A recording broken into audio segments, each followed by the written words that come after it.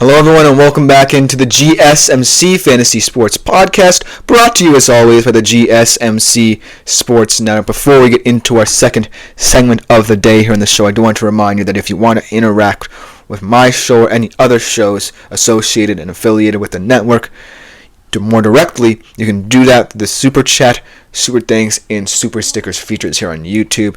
You can do one of two things. You can either press the $sign there in the comments section to leave a tip or donation, or if you just have any burning questions, comments, or concerns about the show, it could be anything from about what I say to just some general fantasy advice, trade advice even. I'm up for anything and it's greatly appreciated, and it just makes this show that much better, and it just makes the network that much more fun to work for. But without further ado, let's jump right into our second segment of the day, talking about some key injuries that you might have to monitor this week and potentially in the weeks to come in terms of a fantasy football perspective. Now, there are a lot of obvious ones. Obviously, though, I did write this a couple of days before Monday Night Football happened, and thus, I may forget to mention the injuries to Mike Evans and Chris Godwin, but if I do, bear with me. I still have some very important injuries to cover here in terms of what it means going forward from a fantasy perspective. So without further ado, let's jump right into them. Let's start off with the big one in the room, the elephant in the room in terms of big injuries that occurred this past week. Deshaun Watson.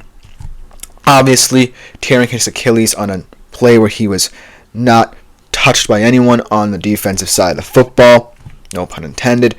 Anyways, let's get into why this could potentially be a huge injury in terms of fantasy implication, but why I shouldn't worry if I were you if I had any Browns on the market. For one thing, I think that the Browns in general are a team that's becoming less and less attractive in terms of fantasy week in, week out. And it's not just due to Deshaun. It's just due to the style of play they adapted under Deshaun. And if there is any silver lining to this injury, it is that Jameis Winston is a great motivator of players, of teams, and things of that nature. I don't know how much motivation is going to do for this atrocious Cleveland Browns team, but it stands for something. If Browns players seem to rally around him, even in practices, more than they seem to do with Deshaun. So, look out for that. But if I were you, I would actually sell high on certain Browns players. I would sell high on a guy like Elijah Moore. I wouldn't know why anyone would have drafted him even in the first place, but if you did, I feel for you. But then, when I look at players like David Njoku, Nick Chubb, those are guys that can have promise just because of the fact that, Nick Chubb just came back from injury, and it would be foolish to not give him at least a chance to prove himself as a high-end running back still in fantasy. And then David Njoku just always seems to react well when, a backup QB is in there. We saw last season with Flacco being one of the leading receivers in that time for the Cleveland Browns. But at the end of the day, I do feel like even with Jameis coming in, this injury, whether or not you do have a Browns player on your fantasy roster, won't necessarily impact them too much. I think that for the most part, Jameis can lead these Browns to a couple of wins, maybe not necessarily an 11-0 mentality, but certainly I could see him winning 3 to 4 games for them this season. But I feel as if there are certain players here on the Browns who just don't necessarily fit the fantasy mold, if you catch my drift. However, I would like to say that players like Njoku and Chubb do merit a second chance if you still have them on your team, just because of what they could be, with a backup QB in there and how they react to Jameis Winston. But that's, my 2 cents on the Deshaun injury. I don't necessarily want to go too into depth because it is the Cleveland Browns, and they are in a very tough situation, a dire situation at that as well. But then the second injury is kind of a bizarre one because we don't necessarily have much information. And as a Seattle Seahawks fan and as someone who tends to follow teams who don't necessarily give out that much information about certain injuries, I don't know why, DK Metcalf's injury is kind of an enigma to contemplate. It's an MCL sprain. So you're guessing that it would be a potentially 3 to 4 week thing because MCL sprains are serious but potentially not season-ending serious. But Mike McDonald said that he was week to week, and he was highly optimistic that he would only miss about, say, 1 or 2 games. So I don't know how to take that information. I usually take it with a grain of salt because, again, I'm someone who tends to follow teams who don't necessarily dispel or reveal that much information about significant injuries to key players. But I do feel like DK is someone who, much like Deshaun, but not necessarily too detrimental to other players on his squad, isn't necessarily someone who you would want to miss, say, 3 or 4 games, but because of the status of this injury, because of how up in the air it seems, I would say you will be fine without him. And plus, the Seahawks have one of the deeper wide receiver rooms in the NFL, so I wouldn't necessarily worry, say, if you had a stack of Seahawks wide receivers and you have someone like JSN, or even a guy like Jake Bobo, who should be getting more opportunities anyways, in your squad. But DK's injury is just one in which, the Seahawks offense does have to account for. He was one of their biggest weapons, and especially a game like this against the Bills, where you're flying home after a very emotional road win, and you don't want to let any injuries get the better of you. I do feel like there's still a lot of upside for however long DK misses time for in the Seattle offense. And so that's why I feel like DK, while not necessarily someone who, like Deshaun, led to the detriment of his offense, is still someone who, from a fantasy perspective, doesn't necessarily project to be someone who you can live without because of his importance to what the Seahawks did. But we'll see how Seattle looks because, as I'm going to talk about a little bit, maybe in my picks, this is a game that we potentially be favored in because of how badly the Bills have looked on the road. But because of this injury, the status is still up in the air. But let's talk a little bit more positively about certain injuries because this is also a time where a lot of players could be coming back.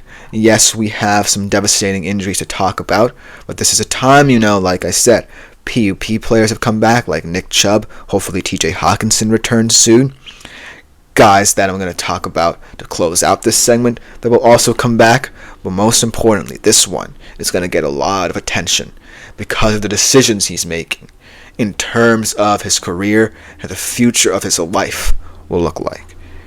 And Tua Tagovailoa is certainly someone who has had his fair share of criticism, or not necessarily criticism, but his fair share of apprehension, let's put it, coming from pundits about his decision making in terms of his career. Now, funnily enough, he still is the best option at QB for the Miami Dolphins because we saw how inept that offense looked with the play of whether it be Thompson, Huntley, or the atrocity that is Tim Boyle. But I do feel like Tua is someone who continues to eschew the safe narrative because no one would have been mad at him if he had sat out this entire year, but because of the ineptitude of the Dolphins offense, it does bring them, and Dolphins fans in particular, a sense of optimism to see him come back. But at what cost is the deeper question, though, because if Tua looks less than the sum of his parts, I do think that you're going to have to consider, A, his retirement and how he deals with it, and B, how this team could look if the future does not involve Tua. So those are the questions that have to be answered, but I do believe that Tua is someone who's spoken long and hard about this with his team, with his family, and he understands the gravity of the situation. But I do feel a little bit apprehensive about his future should he be the starting quarterback for the remainder of the season. And hopefully he gets through it fine, because we don't want to talk about things that could be detrimental to his health later on down the road. Then another injury, a little bit more positive. How about the return of Cooper Kupp? Well, maybe not positive for Rams fans because of all the trade rumors that have been going around concerning Cooper Kupp, but it is still an exciting proposition that one of the league's best wide receivers is coming back to the football field. Now, in terms of whether or not I believe he's going to be a Ram, it would be ludicrous to trade away a season in which you kind of feel like you could be a playoff contender. Because look, the NFC West is not the best of divisions. And I should know because I'm a Seattle Seahawks fan and I follow this division religiously. So, if you're the Rams, you'll be doing everything in your power to kind of shift away from all the trade talks and focus on getting both Kupp and Nakua back healthily for a playoff push. And so that's why I feel like the return of Cooper Kupp should not be as sensationalized as it seems to be. Because at the end of the day, he's just going to be someone who wants to get to work, and his work should be with the Los Angeles Rams, because they are a team that can contend this season, and they don't necessarily have to worry about the depth of their division. So Cooper Kupp's return could be paramount. I do want to say that considering the fact that there are so many wide receiver injuries throughout the league, it is kind of refreshing to talk about someone's return, but it is looking dire if, say, you are a fantasy football owner and you see guys like Mike Evans, Chris Godwin, Deebo Samuel, and Brandon Ayuk even go out with injury, because who knows what that could spell in the future for your fantasy football implications. But it's always tough to talk about injuries. Let me know what you think about the injuries I chose to talk about in the comment section, or your own injuries that you want to discuss. But when we come back on the other side, one of my favorite segments to do every single week, my personal picks of the biggest games of the NFL slate based off the spreads. And we'll be right back to talk about that.